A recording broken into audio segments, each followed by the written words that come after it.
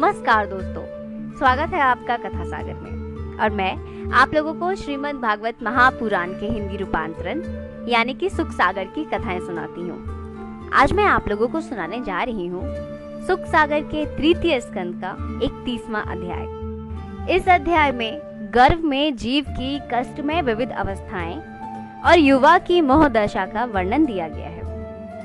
कथा शुरू करने से पहले भगवान की चरणों में सिर झुकाकर उनसे आशीर्वाद देकर एक बार मेरे साथ बोले, ओम नमो भगवते वासुदेवाय नमः। और अब अपने मन को भगवान में लगाकर भगवान में लीन होकर एकाग्रचित होकर इस कथा को सुने। श्री कपिल देव जी बोलते हैं अपनी माता देवहूति से कि इस माया युक्त संसार में जीव मुक्त होने के लिए विषयों से विरक्त रहे। इसका मतलब ये हुआ कि अगर कोई मनुष्य ये चाहता है कि वो इस माया से भरे संसार से मुक्त हो जाए, आजाद हो जाए, तो उसके लिए उसको क्या करना है? सारे भोग और विलासों से दूर रहना है। पहले तो कपिल देव जी ये बताते हैं, फिर बोलते हैं कि बुद्धि को सदैव शुद्ध रखते हुए, मतलब कि सिर्फ भोग और विलास से दूर ही नहीं रहना है, साथ ही साथ उसको अपने जो बुद्धि और विवेक है उसको हमेशा शुद्ध रखना है और शुद्ध रखते हुए हर दशा में विधि निषेध का ध्यान रखते हुए ही विचरण करना है। नहीं तो ऐसे में क्या होगा, संसार में तो उसे पतित होना ही पड़ेगा और साथ ही साथ स्वर्ग में जाकर भी उस मनुष्य को नरक की असह्य पीड़ा सहन करनी पड़ेगी। उसके बाद माता देवहूति को वो आगे अपने संवाद को जारी करते हुए बताते हैं कि जीव के पूर्वकृत कर्मों का प्रवर्तक ईश्वर ही है। तो कपिल देव जी पहले बताते हैं कि कैसे इस माया युक्त संसार से कोई जीव मुक्त हो सकता है, और बाद में वो बताते हैं कि जो जीव के जो पूर्वकृत कर्म होते हैं उनके प्रवर्तक यानी कि उनके जनक जो हैं, ओरिजिनेटर जो हैं, वो ईश्वर ही हैं। और फिर श्री कपिल देव जी अपनी माता को बतलाते हैं कि चूंकि वो ही ईश्वर जो हैं वो प्रवर्तक होते हैं, जीव के पूर्वकृत कर्मों के प्रवर्तक होते हैं, जनक होते हैं, इसीलिए जीव उसी पूर्वकृत कर्म के कारण शरीर धारण करने के लिए गर्भ में प्रवेश करता है।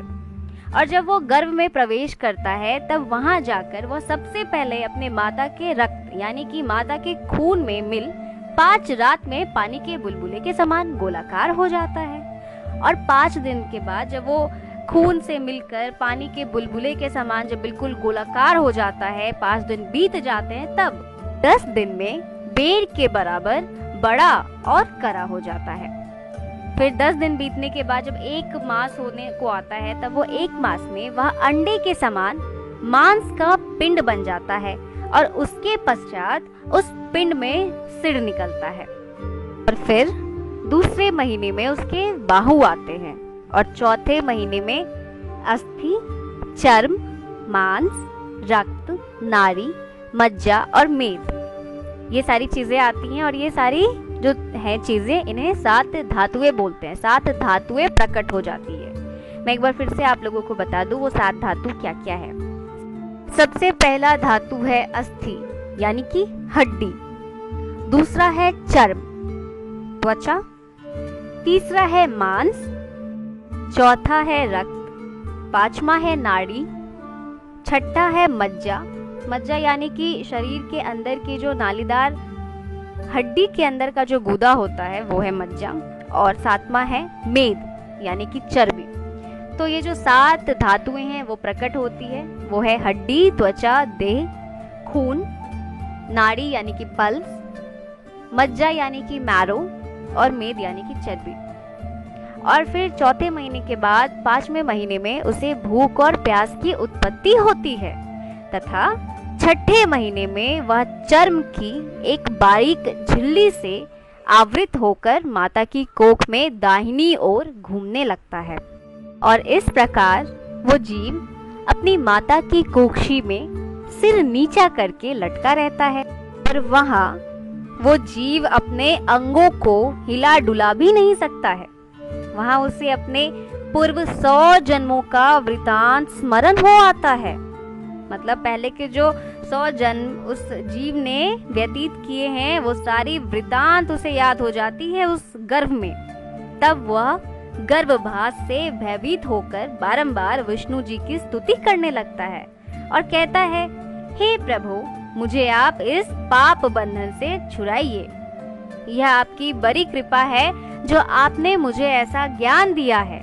अब आप मेरे 9 महीने पूरे हो गए हैं, अब मुझे यहाँ से निकालिए। वह अनेकों प्रकार से महाप्रभु विष्णु जी को प्रार्थना और विनती करता है। उसी गर्भ स्थल से, उसी गर्भ के जगह से वो भगवान से विनती और प्रार्थना करता है कि हे प्रभु, अब आप मुझे यहाँ से निकालिए। तब 9वें महीने प्रसूति वायु के द्वारा वह नीचा मुख किए कितनी ही कष्टों से बाहर निकलता है तथा पृथ्वी पर रुधिर और मूत्र में पड़ा रहता है। उस जीव की सांस रुक जाती है। पहले तो वो रो भी नहीं पाता और पुनः अंग संचालन कर बगबग रोता है, यानी कि बहुत रोता है। कोई उसके अभिप्राय को जान नहीं पाता और लोग जैसे रखे परिधान वैसे ही रहता है वो जीव। शिशु काल के अनेकों कष्ट भोगता है। फिर 5वें वर्ष से युवावस्था तक पठन पाठन का दुख भोगता है और इच्छित वस्तुएं ना मिलने से वह शोक से व्याकुल हो जाता है और अज्ञानवश क्रुद्ध होता रहता है। जो स्वाभाविक गुण हमें देखने को मिलती है, क्या होता है, बच्चे जब बड़े होते हैं तो अपने बहुत सारे कष्टों को झेलते हैं। उनके कष्ट क्या होते हैं, उनको जो इच्छित वस्तुएं नहीं मिलती हैं उससे वो बहुत ही दुखी हो जाते हैं और अज्ञानवश उनको गुस्सा भी उतना ही ज्यादा आता है। तो ये सारी चीजें होती हैं।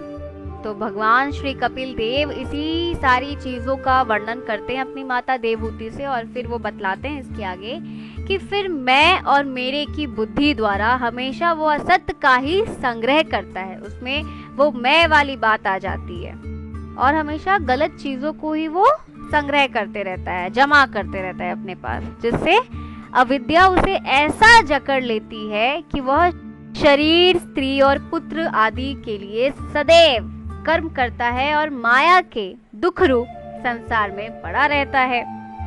स्त्री ही उसको सर्वप्रिय होती है और वह गर्भ काल की अपनी सारी प्रतिज्ञाओं एवं शुभ कर्मों को भूल जाता है, जिससे वह अपनी अयोग्यतावश मृत्यु आदि दुखों को प्राप्त हो जाता है। लेकिन यथार्थ में मनुष्य को क्या चाहिए कि वो संसार में जो भय और जो दीनता है इसको त्याग कर हमेशा काल से सतर्क रहे, साथ ही साथ विचारों से युक्ति पूर्वक अपनी ही सुगति के लिए वो कर्म करे, अपने अच्छी गति के लिए वो कर्म करे। जो बुद्धि द्वारा योग्य वैराग्य से युक्त होकर इस माया में संसार और शरीर से आसक्ति नहीं करता, वही जीव मोक्ष का भागी होता है। इसी के साथ तृतीय स्कंद का 31वां अध्याय यहीं पर संपूर्ण होता है।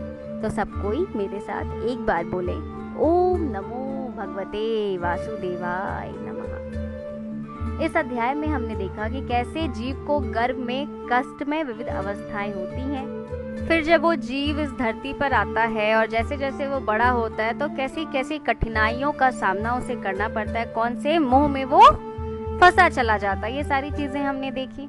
साथ ही साथ हमने ये भी समझा कि कैसे कोई मनुष्य मोक्ष का भागी होता है। बस योग और वैराग्य से युक्त होकर ही वो इस माया भरे संसार को त्याग सकता है।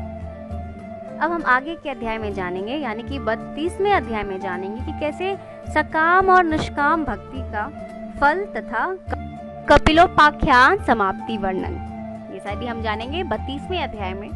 इसलिए अब मैं लेती हूँ आप लोगों से विदा। जल्द मिलूंगी 32वें अध्याय के साथ। तब तक के लिए आप लोग खुश रहिए, अच्छे से रहिए, हंसते रहिए, मिलजुल कर रहिए, एक दूसरे का ख्याल रखिए। और एक और बात, अगर अभी तक आप कथा सागर के परिवार से नहीं जुड़े हैं तो जुड़ जाइए। इसके लिए कर दीजिए चैनल को सब्सक्राइब, हिट कीजिए बेल आइकन। और एक बात और, अच्छी अच्छी बातों को अपने तक सीमित करके बिल्कुल भी नहीं रखिए। इसको जितना ज्यादा से ज्यादा हो सके उतना शेयर कीजिए, लोगों तक पहुँचाइए। अच्छी अच्छी ज्ञानवर्धक धर्म की बातों को लोगों तक पहुँचाइए। भगवान आप सभी की मनोकामनाओं को पूर्ण करें। ओम शांति।